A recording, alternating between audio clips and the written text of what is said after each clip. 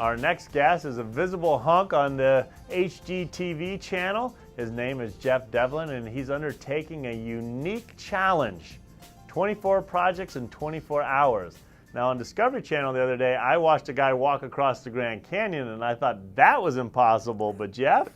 You know what? I was actually thinking about going on the high wire instead of tackling 24 projects in 24 hours. Might be easier. Yeah, it definitely does sound easier. So how have you prepped? A lot of coffee. I think that's going to be the start of it all. A lot of caffeine. You know what? Everything is planning. So making sure that we have all the right materials and get started in the right spot. That's the only way we're going to be able to tackle the Krylon Color Master Challenge. So Jeff, how do we tune in and watch? And are you doing it solo?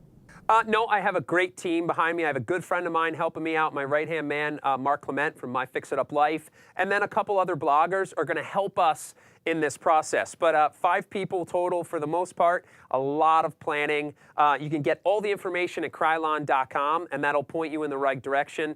What's really neat about this event is that it's different. You can follow along live. So not only can you watch for 24 hours straight if you so desire, you can also ask questions. You can log on to Twitter at #24and24, or you can also go to Facebook, and you can chime in a question right in the middle of it, and it's welcome. I like to be not interrupted during work, but I like to talk while I work, so it'll help me focus a little better with the questions.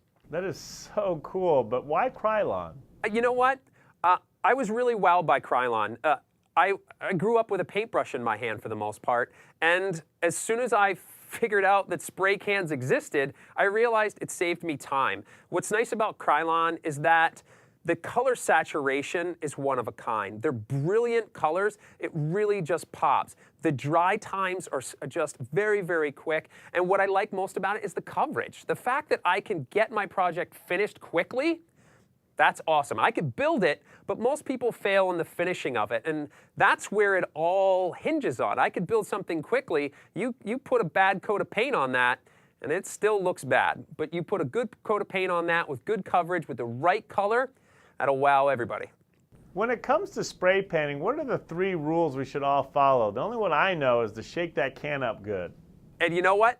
That's where it starts, right there. You have to shake the can. A lot of people will shake it like 3 times and then be done with it. But they say 2 minutes on that can. You follow the directions and you're good to go. Keep yourself at a good distance, roughly 8 inches. Make sure that your environment is somewhat controlled. Don't be trying to do it in a tornado or anything like that. Dust-free environment also helps.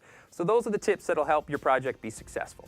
Well, thanks for the success tips. Good luck with your challenge, and always great to connect with you.